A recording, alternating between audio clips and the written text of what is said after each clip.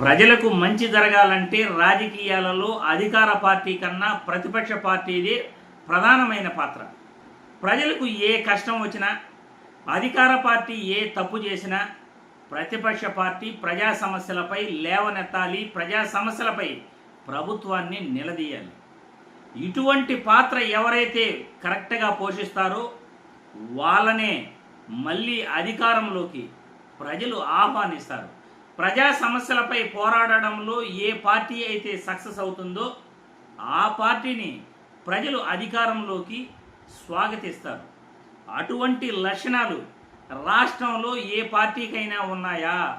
ఏ రాజకీయ పార్టీ పెట్టిన వ్యక్తికైనా అటువంటి లక్షణాలు ఉన్నాయా అంటే రాష్ట్రంలో ప్రజా సమస్యలపై పోరాడడానికి ఏకైక వ్యక్తి, ఏకైక పార్టీ వైఎస్ఆర్సీపీ పార్టీయే ఇప్పుడు ప్రధాన party.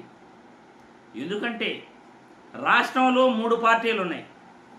Telugu Desam party, YSRCP party, చివరగా మేము కూడా ఒక పార్టీ పెట్టాము అని చెప్పుకునే పవన్ కళ్యాణ్ పార్టీ జనసేన. పవన్ కళ్యాణ్ ప్రశ్నిస్తాను అని పార్టీ పెట్టాడే కానీ ప్రజా సమస్యలపై ఏ రోజు కార్యకర్తలతో మీటింగ్ పెట్టలేదు. ఏ రోజు కార్యకర్తలతో కార్యాచరణ ప్రకటించి ప్రభుత్వంపై ఈ విధంగా పోరాడాలి అని చెప్పలేదు.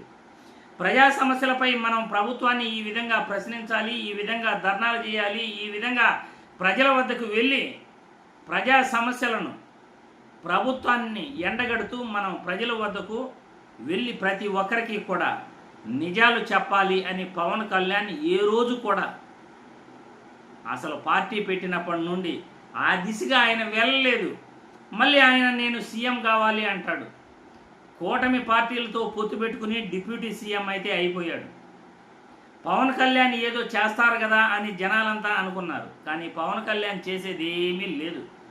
పవన్ కళ్యాణ్ జస్ట్ అధికారం మాయలు, అధికారాన్ని ఎంజాయ్ చేస్తూ ఇంకొక 20 సంవత్సరాలు 30 సంవత్సరాలు కూడా నేను చంద్రబాబు నాయుడు గారితో ఉంటే నాకు ఏదో మంచి జరుగుతుంది, అధికార దర్పాన్ని ప్రదర్శించవచ్చు అని ఆయన అనుకుంటున్నాడు.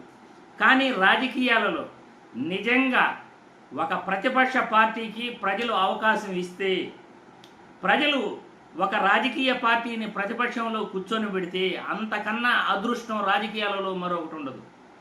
ఎందుకంటే నేనైతే ప్రజా సమస్యలపై పోరాడడంలోనే నిజమైన ఆత్మతృప్తి అనేది ఉంటుందని నేను నమ్ముతాను. నేను ఎస్పెషల్లీ ప్రజా సమస్యలపై ప్రభుత్వం పైన పోరాడడంలో ఆత్మతృప్తి ఉంటుంది. ఎందుకంటే మేము ప్రజల కోసం పోరాడుతున్నాం, ప్రజల కోసం మాట్లాడుతున్నాం కాబట్టి మేమే అధికార పార్టీ కన్నా మా యొక్క ప్రయత్నాల వల్ల, మా యొక్క గొంతుకుల వల్ల, మేము చేసే పనుల వల్ల ప్రజలకు మంచి జరుగుతూ ఉంది అనే ఆత్మతృప్తి మాకుంటుంది. ఈరోజు వైఎస్ఆర్సీపీ పార్టీ ప్రధాన ప్రతిపక్షంగా బాబు షూరిటీ భవిష్యత్తు గ్యారంటీ అనే మేనిఫెస్టో ఆయన ఎన్నికలలో ముందుకెళ్ళటం జరిగింది. ఈరోజు ఏడాది కాలంగా అధికార పార్టీ ప్రజలకు చేస్తున్న మోసాలను వైఎస్ఆర్సీపీ పార్టీ ఎండగడుతూ బాబు షూరిటీ మోసాల గ్యారంటీ అనే పేరుతో ఈరోజు జగన్మోహన్ రెడ్డి గారు తన పార్టీ కార్యకర్తలతో మీటింగ్ నిర్వహించి వాళ్ళకు దిశానిర్దేశం చేస్తూ రీకాలింగ్ చంద్రబాబుస్ మేనిఫెస్టో అనే పేరుతో ఆయన జనాల్లోకి ముందుకెళుతూ వైఎస్ఆర్సీపీ నాయకులు ప్రతి ఇంటింటికి తిరిగి బాబు చేసిన మోసాలను క్యూఆర్ కోడ్ను చూపించి ఆ క్యూఆర్ కోడ్ ద్వారా గూగుల్లో ఓపెన్ చేస్తే చంద్రబాబు చేసిన ఎన్నికల హామీలు వస్తాయి. ఆ ఎన్నికల హామీలలో ఎన్ని ఈ ఏడాది కాలంగా ఆయన కంప్లీట్ చేశాడు, ఎన్ని నెరవేర్చాడు, ఎన్ని ఇప్పటి వరకు పెండింగ్లో ఉన్నాయి, ఆ విషయాలన్నీ ప్రజల వద్దకు వెళ్ళి వైఎస్ఆర్సీపీ నాయకులు క్యూఆర్ కోడ్తో ప్రజలకు వివరించే ప్రయత్నం చేస్తారు. రేపు చంద్రబాబు నాయుడు కానీ వాళ్ళ నాయకులు కానీ ప్రజల వద్దకు వస్తే వాళ్ళకి రావాల్సిన పథకాలు, చంద్రబాబు చేసిన హామీలు ఇప్పటి వరకు ఎంత వచ్చాయి, ఇంకా ఎంత రావాల్సి ఉంది, దానిపైన చంద్రబాబు గారిని అయ్యా మీరు ఈ సంవత్సర కాలంగా మాకు ఇన్ని సంక్షేమ పథకాలు పెండింగ్లో పెట్టారు, ఇన్ని సంక్షేమ పథకాలు మాకు ఇచ్చారు, అవి ఎప్పుడు ఇస్తారో చెప్పు, మేము ఎన్నికల్లో మీకు నమ్మి ఓట్లేసాం, ఈరోజు మోసపోయాం, ఇప్పుడు నువ్వు చెప్పింది ఇస్తావా ఇవ్వ, నా కుటుంబానికి ఇంత ఇవ్వాలి, ఇంత ఇస్తేనే నీతో మాట్లాడతాను, ఓటేసేందుకు ప్రయత్నిస్తాం, లేకపోతే మేము మిమ్మల్ని వీధుల్లో కూడా తిరగనివ్వము అని ప్రజలు చంద్రబాబు చేసిన షూరిటీకి, మోసాల పేరుతో ఆయన చేస్తున్న దగాకు వైఎస్ఆర్సీపీ నాయకులు ఇంటింటికి వెళ్ళి ప్రజల్ని చైతన్యం చేయాలని జగన్మోహన్ రెడ్డి గారు ఈరోజు పిలుపివ్వటం అభినందనీయం.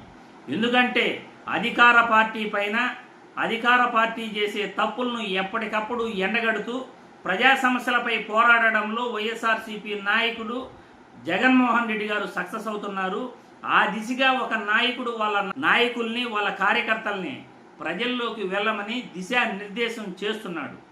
దీనికి జగన్మోహన్ రెడ్డి గారు మీరు ఖచ్చితంగా ప్రజల పట్ల, ప్రజా సమస్యల పట్ల అధికార పార్టీతో ఈ 4 సంవత్సరాలలో గట్టిగా పోరాడాలని, మళ్ళీ అధికారంలోకి ప్రజలు మిమ్మల్ని తీసుకురావాలని ఈ వీడియో ద్వారా నేను కోరుకుంటున్నాను. ఎవరైతే ప్రజా సమస్యలపై పోరాడుతారో వాళ్ళకి ప్రజల్లో గుర్తింపు ఉంటుంది అనేది నిజం.